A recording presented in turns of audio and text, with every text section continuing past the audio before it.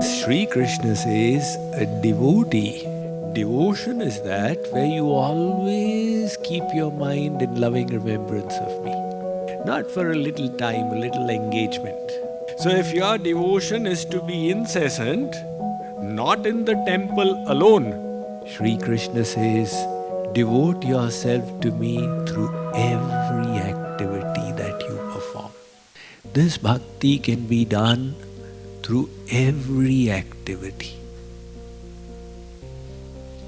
Because if bhakti could only be performed in the temple, then you would not be able to do it throughout the day. His condition is sarveshu kaleshu. Engage in bhakti at all times. Sri Krishna doesn't believe in half measures. Half measures are in the world like somebody says, giving up smoking is not a problem at all. I give it up every day. Only problem is I start smoking again in the evening. So that kind of giving up doesn't make sense. Somebody says, I am also a Satyavadi. I speak truthfully. Except once in a while I speak lies. Then that doesn't qualify as a Satyavadi. A Satyavadi would be someone who always speaks the truth, never speaks a lie. Likewise, Sri Krishna says, a devotee. Devotion is that where you always keep your mind in loving remembrance of me. Not for a little time, a little engagement. That is the Vaishnav. Tribhuvana vibhava hetavepya kunta smriti rajitatma suradibhir vrimrigyat na chalati bhagavat padaravinda lavani mishardamapi yassa Vaishnavagrya. Who is a Vaishnav? That all the opulences of Tribhuvan cannot distract their mind from God. If nothing can distract your mind from God, that means your remembrance of Sri Krishna is incessant. The Bhagavatam says that is a Vaishnav, a true devotee. So if your devotion is to be incessant, not in the temple alone, that means you need this verse. Sri Krishna says, devote yourself to me through every activity that you perform. Devotion must manifest in our actions. I'll tell you a little crude joke. One couple went to the zoo. And all the animals in the different cages. So there was this baboon. The he-baboon had his arm around the she-baboon. And the boy and girl who had come, the girl said, how romantic this baboon is. And from there they went to the lion's den, where the lioness was trying to woo the lion, who was neutral, uninterested. And the lady remarked, look how unromantic this lion is. That romantic baboon and unromantic lion. The man said, don't go by the externals, let me show you. They went back to the cage where the baboons were, and he said, throw a stone at them. Moment she threw a stone, the he-baboon left his female partner and ran up the tree. So much for his romance. Now come and do the same to the lion. So the moment she chucked the stone at the lioness, the lion intervened and started roaring to protect its mate. This is real love. It's okay to tell everyone, I love you, but it must be manifest in the actions. Where is your love? You show me your account book, I'll show you where your love is. If all your money has gone to purchase new saris for your wife, that's where your love is. If it's gone to give very special quality private school education to your children, that's where your love is. If it's gone for AIDS victims in Africa, that's where the closest thing to your heart. And if it's gone to the temple of the Lord, that is where your love is. So, love should manifest in action, then there is value to it. Sri Krishna says, Arjun, through every act, you can serve me. So he is saying out here, Yat Karoshi, whatever you do, whatever you eat, everything. Swami Vivekananda expressed it nicely when he said, no work is secular, all work is devotion and worship. We have beginners on the spiritual path have a tendency to divide. This is my material life, this is my spiritual life. Going to office is my material life, coming to satsang is my spiritual life. But a more broader view is that all my life is spiritual. Which means even if I am going to office, the intention behind it is spiritual. I need to take care of this family, of my body, so that we can engage in devotion. And going to office provides the means to take care of it. Sai itna dijiye, ya mein kutum samaye, main bhi bhukha na rahun, sadhu na bhukha jaye. You need as much as required to maintain your body and do your devotion. So you're doing your work, but the intention behind it is devotion, service to the Lord. In the spiritual realm, the importance is not of what you are doing, but the intention with which you are doing it. The work may be performed by different people with different intentions. 3 masons were working on constructing a building. Somebody came and asked the first one, what are you doing? He said, I am earning my daily wages. That's what I am doing. His intention was, I am getting my bread. Went and asked the second one, what are you doing? He said, I am making this building.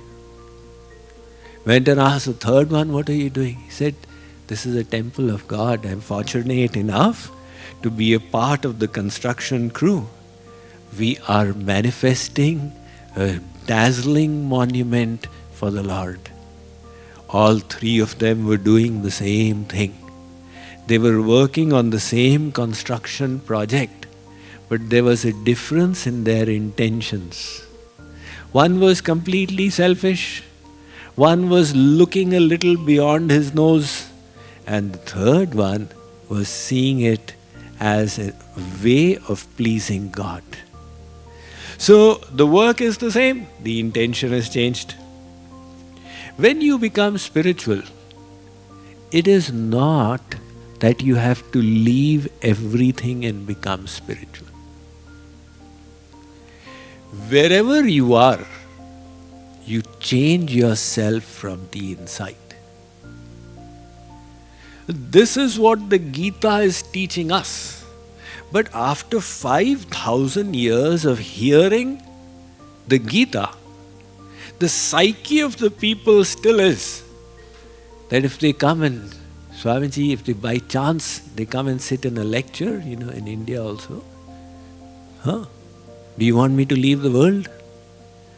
But the Gita is teaching you the reverse. Because Arjun wanted to run away from the world. He was confused.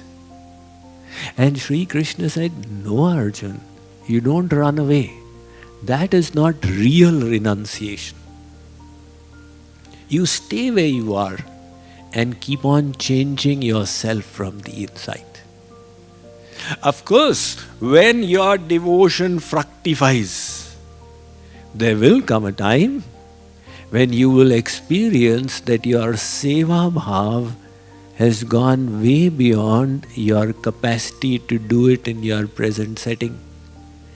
At that time, if you make the switch, it is justified. But initially, it is wholly unnecessary. Where you are, focus on changing your mindset. So that is why this verse tells us how to do it. It says, make every work of yours devotional. Saint Kabir says, Jaha jaha chalu karu parikrama. Whenever I walk, I think I am circumambulating the temple of the Lord. It is the bhav, it is the sentiment. Saint Ravidas, he was a cobbler. He used to stitch shoes. And he was a great saint. And he was also living around Kashi. And people would ask him, come and take a bath in the Ganga. He would tell them, Jo man changa, to kathati mein Ganga. If my mind is clean, I can create the sentiment of the Ganga right in this spot. It is the sentiment. You all went to the park and created the sentiment of Vrindavan. And go to Vrindavan and see how many people out there are creating divine sentiments. The mind is fully worldly. So staying in Vrindavan is not giving any benefit. You can get the same benefit right here. In fact, the distractions are less. That is why Manuji Maharaj in the Manu Smriti says, Yamo vaivasvato devo yasta vaisharidistitaha tena ched vivadaste ma ganga ma kurungama. He says, you are going for Ganga bath. You are going to Kurukshetra. It's a holy place. The day you develop faith that God is sitting in your heart, all these pilgrimages now are not necessary. You can connect with Him right where you are. Kripaluji Maharaj has written in Radha Govind Geet, Charon Dham Kahe Kare. You're going on Char Dham Yatra. Govind Radhe Tera Hari Tere Ur Baitha Hai Bata De. The same Bhagavan who resides in Rameshwaram and Badrikashram and Dwarka and Puri, the same Bhagavan is in your heart. Really? But Swamiji, that must be 100% Bhagavan. And the Bhagavan in my heart must be 25%. No. Prabhu Vyapak Sarvatra Samana. God is everywhere. When the Devatas, they wanted to call God to take avatar, to battle with the evil that had increased, where should we go and call him? Shankarji said, look, he is everywhere. Premate prakat ho hi Bhagavana. You have to cultivate love. In the first stage, it is okay. You have to labor to go all the way there to create sentiments. But then slowly, you must reach that level in your sadhana where you can make every place as Vrindavan. So the inner connect is what spirituality is all about. The inner transformation of your mind.